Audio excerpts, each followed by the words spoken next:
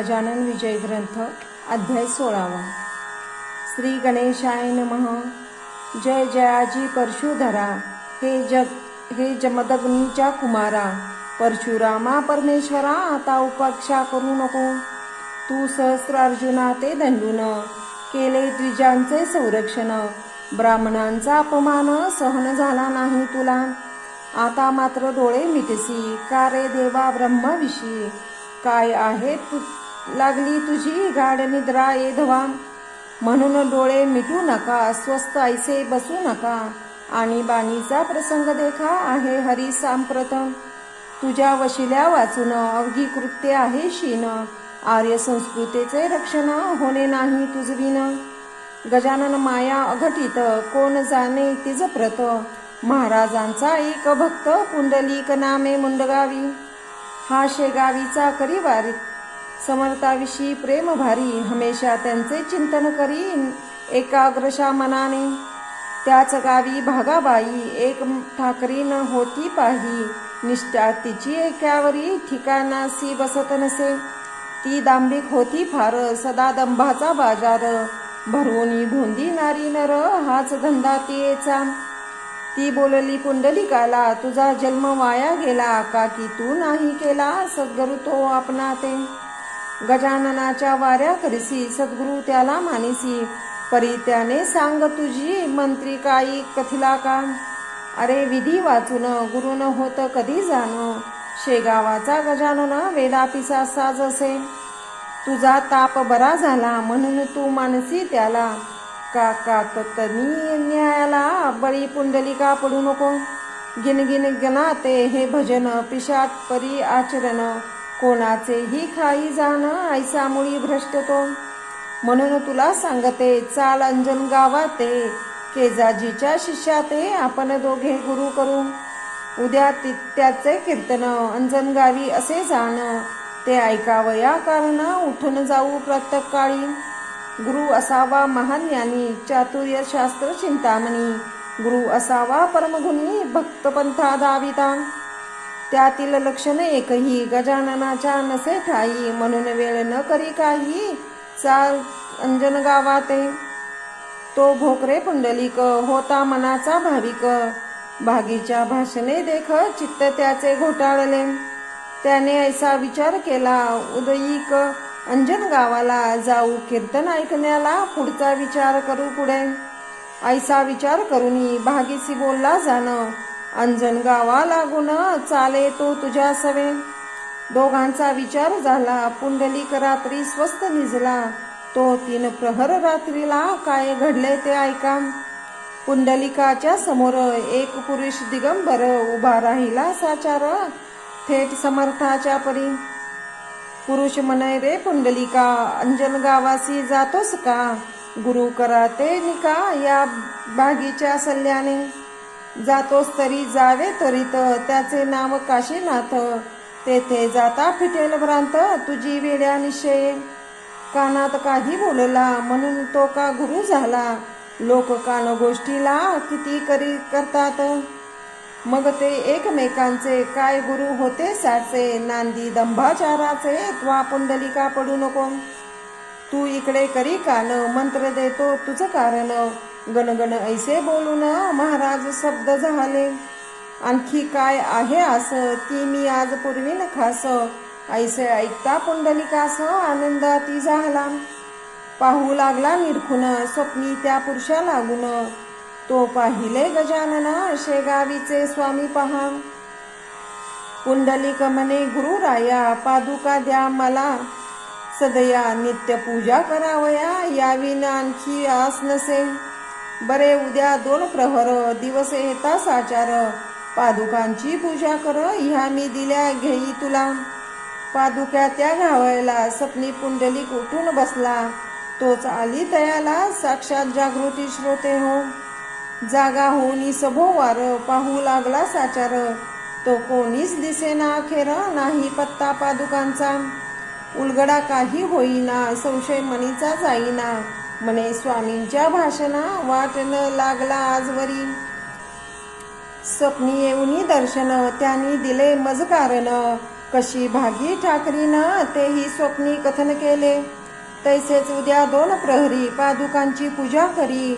ऐसे बोलले साक्षात्कारी, त्याचा समजू काय अर्थ? किंवा नव्या पादुका करू, म्या करावे पूजन, ऐसे आहे त्यांचे मन, हे काही कळेना. मी पदीच्या मागितल्या पादुका त्या होत्या भल्या, त्याच त्यांनी मसी दिल्या, मग नव्या घेऊ कशास? ऐसे नाना तर्क करी पुंडलिक आपल्या अंतरी. तो इतक्या आल्या घरी, भागी ठाकरीनं बोलावण्या. अंजन गावी चाल आता, मोक्ष गुरु करण्याकरता. दिसू लागला आहे रस्ता, अरुणोदया प्रकाशे.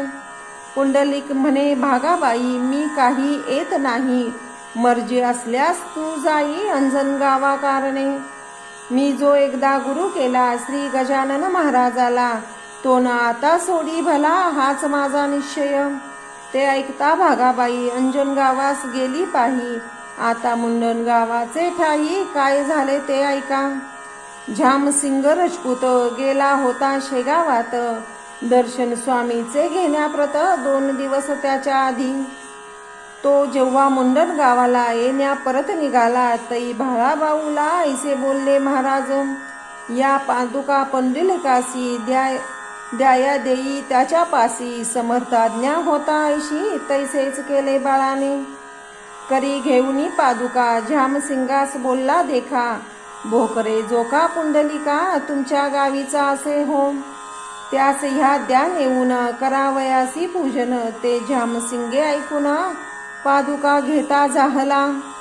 झामसिंग आला मुंडन गावात, तो पुंडलिक भेटला वेशीत. पुसू लागला तयाप्रत कुशल वृत्त समर्थाचे. प्रसाद मला द्यावयासी, काही दिला आहे का तुम्हापासी?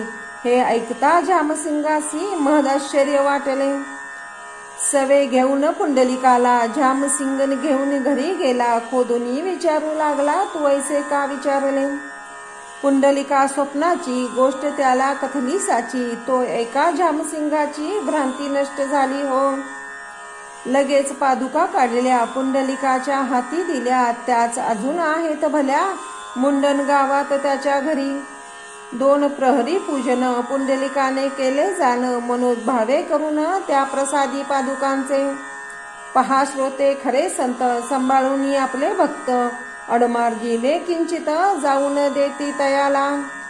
निज भक्ताचे मनोरथ समर्थ कैसे पुरवित, ते येईल ध्यानात या कथेत ऐकता. एक वाजसनीय ब्राह्मण करवर राजाराम म्हणून होता धंदा करून अकोल्यात सराफीचा. सोने चांदी भुसार देणे घेणे साचार, मध्यम प्रतीचा सावकार हा राजाराम कवरसे. या राजारामाप्रती महाराजांची होती भक्ती, म्हणून त्याची संतती मानू लागली समर्था. या कवरा कारण 2 पुत्र होते जाण, गोपाळ त्र्यंबक म्हणून लवांकुशा सारिखे. कनिष्ठ कृत्य त्र्यंबकाप्रती भाऊ व्यवहारी बोलती, तो हैदराबाद प्रती गेला डॉक्टरी शिकावया. लहानपणापासून भाऊस होते देव ध्यान, म्हणजे त्र्यंबका लागून हे येथे विसरू नका. काही संकट पडल्यावरी तो समर्थांचा आठव करी, राहून त्या भागानगरी मुसा नदीच्या काठाला. एवं भाऊ भक्तिमान होता लहानपणापासून, त्याचे दैवत गजानन स्वामी शेगाव ग्रामीचे. तो सुटी माझी आला घरी, इच्छा उपजली अंतरी, जाऊन या शेगाव नगरी जेऊ घालावे महाराजा. पदार्थ त्याच्या आवडीचे, करून या सर्व साचे, परी हे कैसे व्हावयाचे, हाच विचार पडला की. भाऊ म्हणे गुरुनाथा, काय तरी करू आता, मरू गेली माझी माता लहानपणीच दयाळा. घरी माझे नाही कोणी, एक बंधू कामिनी, जिचे नाव आहे नानी, स्वभाव तापटतेचा. माझ्या आहे ऐसी मनी, आपणा करी वेजवानी, आपल्या आवडीने करोनी पदार्थ सारे गुरुराया. भाकरी ती ज्वारीची, कांदा भाजी आंबाड्याची, ऊन पिठले हिरवी मिरची, ऐसा तयार करावे. हे पदार्थ करण्याला सांगू कसा मी भावजईला, हट्ट एक करण्याला माता हेच स्थान असे. ऐसा विचार करीत बाहू राहिला निवांत, तो काही कामानिमित्त नानी आली ते ठाया. नानी दिराला बोलली, चिंता कशाशी लागली, मुखस्त्री ती म्लान झाली तुमची कशाने हे वेळा. भाऊ वदे दीनवाणी काय तुला सांगू वहिनी, माझे जे का आले मनी विचारते वेळा. पूर्ण सत्य वाचून मनोरथांना होती पूर्ण, म्हणून तुला सांगून काय करणे आहे हे. नानी म्हणे त्यावर सांगून पहा एक वार, तू माझा धाकटा धीरा मशी पडदा ठेवू नये. ज्येष्ठ भ्राता पित्या परी ततकांता माया खरी, मानली पाहिजे साजिरी हे तुम्ही जाणत सांग. ते ऐकून भाऊ हसला, नानी प्रत बोलता झाला. नानी माझ्या मनाला आज ऐसे वाटते, गजाननाच्या आवडीचे सर्व पदार्थ करून साचे आहेत मला न्यावयाचे, त्यांना द्याया शेगावी. ते तू जरी करशील तरी तुला लागेल पुण्यानी होईल काम माझे त्या योगे. हे ऐकता बोलली नानी दिराप्रती हास्यवदनी, यासाठी का हो मनी संचित तुम्ही बैसलात. सांगा काय आहे करणे, मजला स्पष्ट शब्दाने, काही ना आपल्या घेऊने कृपेने गजाननाच्या. मग भाऊने सर्व काही निवेदन केले तिला पाही, तीही लागली लवलाही आनंदाने स्वयंपाका. भाजी चून भाकर हिरव्या मिरच्या उंजळ भर, ठेवल्या आणून समोर आपुल्या त्या दिराच्या. भाकरी 3 कांदे हरभऱ्याची चून जाण, लोणी ठेवून माखून प्रत्येक त्या भाकरीला. नानी म्हणाली दिराला जा आता शेगावाला, वेळ थोडका राहिला हे पहा गाडीस. ती गाडी चुकल्यावरी वाया जाईल तयारी, भोजनाच्या वेळावरी गेलात तरी उपयोग. ऐसे नानी बोलता भाऊ निघाली तत्वता, पुसोनिया आपल्या ताता येता झाला स्टेशनासी. तो गाडी 12ची निघून गेली साची, तेने चित्त ती भाऊची होती झाली शोकाकुल. अति हिरमोड त्याचा झाला, पाणी आले लोचनाला, म्हणे महाराज का हो केला मेर माझ्या एकाली. मी मुळी हीन दीन कोठोनी घडावे मला पुण्य, आम्हा कावळ्या कारण लाभ केवी माणसाचा. अक्षम्य ऐसा कोणी चूक झाली माझ्या हाती, म्हणून माझी गुरुमूर्ती गाडी चुकली ये वेळा. हाय हाय रे दुर्दैवा त्वा माझ्या साधीला दावा, माझ्या करी गुरुसेवा घडून दिली आज तू. ही माझी शिदोरी अशीच राहिली जरी, नाही करणार भोजन तरी सत्य सत्य त्रिवाचा. गुरुराया कृपा राशी करू नका उपेक्षू लेकराशी, ही शिदोरी सेव देण्याची यावे धावून सत्वर. थोर आपला अधिकार क्षणात पाहता केदार, मग या येथेवर का हो अनुमान करीत असा. मी न आज्ञा तुम्हा करीतो, प्रेमाने हाका मारतो, म्हणून हा न होतो अपमान तुमचा यत्किंचित. 3 घंटे अजून सावकाश गाडी कारण, तो वरी आपुले भोजन होईल असे वाटते. ऐसा विचार करीत तैसे बैसला उपोषित, चतुर्थ प्रहरी शेगावात आला तिच्या गाडीने. कवर गेला दर्शना तेही तो योगी राणा, न करिता भोजना बैसला होता आसनी. नैवेद्याची आतोनात ताटे होती मठात, पक्वान्नाची परिलुप्त ती वर्णावी कोठवरी. कोणाच्या जिलब्या घीवर, कोणाचा तो मोतीचूर, कोणाची ती नुसती खीर, श्रीखंड पुऱ्या कोणाच्या. परी त्या नैवेद्याला समर्थांनी ना स्पर्श केला, वरच्यावरी ताटाला बाळा आणून ठेवी पुढे. आणि म्हणा हे करा ग्रहण गेला 1 वाजून, आपले न झाल्या जेवेन प्रसाद भक्ता मिळेल कसा.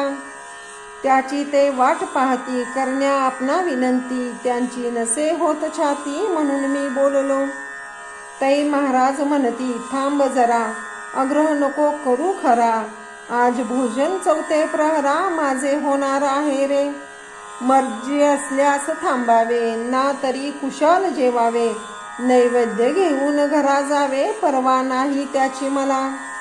ऐसा प्रकार तेथे झाला, तो इतक्यात भाऊ आला. समर्था पाहता आनंदला भाऊ आपल्या मानसी. दुरावलेली माया जेवी बाळके दृष्टी पहावी, झाले असे पाहतेवी भाऊ कौरा कारणे. समर्थासी नमस्कार केला साष्टांग साचार, उभा राहिला जोडणी कर वाट पाहत आज्ञेची. त्या भाऊस पाहून समर्थ केले हास्यवदन, बरेच दिलेस आमंत्रण ही का वेळ जेवण्याची. तुझ्या भाकेत गुंतलो मी उपोषित राहिलो, नाही अजून जेवलो आण तुझी शिदोरी. ऐसे महाराज बोलता हर्षलासे कवर चित्ता, म्हणे काय करू गुरुनाथा गाडी चुकली बाराची. कवरास म्हणे भाळा वाहू आता नको दुःखित होऊ, काय आणले आहेस पाहू समर्थासी जेवावया. ऐसे ऐकता सत्वर कांदे भाजी भाकरी, कवराने ठेविल्या समोरी स्वामी गजाननाच्या. त्यातील भाकरी 2 समर्थ केल्या भक्षण, एकीचा तो प्रसाद म्हणून अवघ्या भक्ता वाटिले. तो प्रकार पाहता आश्चर्य झाले समजता, कळली स्वामींची योग्यता खरेच भक्तवत्सल ते. जेवी हस्तिनापुरात भगवंताने ठेविला हेत, सोडून पक्वांना प्रत विदुराच्या हुलग्यावरी. तैसेच येथे आज झाले आमचे पक्वान नाही रुचले, भाकरीवरी गुंतले चित्त कवराच्या स्वामीचे. बाहुनीही घेतला समर्थ प्रसाद शेगावाला, सद्भाव जेथे उदेला तेथे ऐसेच होणार. समर्थ बोलले कवरासी जा आता अकोल्यासी, पास होशील पुढले वर्षी तो डॉक्टरी परीक्षेत. भाऊ म्हणे गुरुराया आपली असू द्यावी दया, याविन दुसरे मागावया मी न आलो येठाई. आपले हे दिव्य चरण हेच आहे धनमान, सर्वदा घडो चिंतन आपल्या दिव्य मूर्तीचे. ऐसे बोलून अकोल्याला भाऊ कवर निघून गेला, समर्थ आपल्या भक्ताला नुपेक्षित कधीही. शेगावीचा राहणार तुकाराम शेगोकर, एक होता भाविक नर कृषी कर्म करीत असे. घरची गरिबी होती खरी, काम करोनी शेतांतरी, अस्तमानाचे अवसरी दर्शना यावे मठात. चिलीम द्यावी भरून घ्यावे पदांचे दर्शन, काही वेळ बसून जावे पुन्हा शेतात. ऐसा नित्यक्रम त्याचा बहुत दिवस चालला साचा, घाला विचित्र दैवाचा तो न कोणा सोडित असे. जे जे असेल दैवात ते ते श्रोते घडून येत, एक दिनी शेतात असता तुकाराम आपल्या. तो एक आला शिकारी बंदूक ज्याच्या खांद्यावरी, नेम धरू ससे मारी छर्रे घालून बंदुकीत. ती प्रभातीची होती वेळा सूर्य नुकता उदयाला, तुकाराम होता बसलेला आपल्या शेती शेकत. तो त्याच्या मागे कुपाटीला एक होता बैसलेला, ससा शुभ्र तोची पडला शिकाऱ्याच्या दृष्टीस. त्याची शिकार करण्याभली शिकाऱ्याने आपली नेम धरुनी झाडली खांद्यावरील बंदूक. त्या योगे ससा मेला एक छर्रा लागला, त्या तुकाराम माळ्याला कानामागे उचित. छर्रा मोठा जोरदार मस्तकी शिरला अखेर, थकले अवघे डॉक्टर प्रयोग करून त्यावरी. काही केल्या निघेना छर्रा तो डॉक्टरांना, होऊ लागल्या यातना तुकारामासी अतिशय. मस्तक दुखे अहोरात्र निद्रा न लागे किंचित, नमस सायास केले बहुत परिगुण येईना. ऐशाही अवस्थेत यावे त्याने मठात, तो समर्थांचा एक भक्त ऐसा बोलला तयाला. डॉक्टर वैद्य सोडा आता साधूच्या सेवे परता, नाही उपाय कोणता उत्तम या जगामध्ये. कृपा त्यांची झालास चुकेल हा तुझा त्रास, झाडीत जा आसपास या मठाच्या नित्य तू. तेव्हा सेवाही घडेल पुण्य तेही लाधेल, कृपा झाल्या होशील त्रासापासून मोकळा. मात्र आपल्या पित्यापरी दांभिकतेने हे ना करी, शुद्ध भावांतरी सर्व काळ धरावा. ते तुकारामासी मानवले, झाडणे त्याने सुरू केले अवघ्या मठास ठेविले स्वच्छताने आरशापरी. 80-14 वर्षे झाली तुकारामाची सेवा भली, तई गोष्ट घडून आली ऐशा रीती श्रोते हो. झाडिता झाडता कानातून छर्रा पडला गुळणी, तैसी काती भोकरातून दाबिता सुटे आटोळी. तैसेच साच झाले येथे छर्रा पडता थांबले, दुखावयाचे मस्तक भले ऐसा प्रभाव सेवेचा, ही सेवा झाडण्याची अखेरपर्यंत केली साची, प्रचिती विन कवनाची परमार्थासी न निष्ठा बसे, ती एकदा बसल्यावर मग मात्र होते स्थिर, संत सेवा महाथोर हे भाविक जाणती. स्वस्ती श्री दास गणू विरचित, श्री गजानन विजय नामे ग्रंथ, तारक हो भक्ती भाविका प्रत, भवसिंधू माझारी शुभम भवतु. श्री हरिहरार्पणमस्तु. इति श्री गजानन विजय ग्रंथस्य षोडशोऽध्याय समाप्तम्.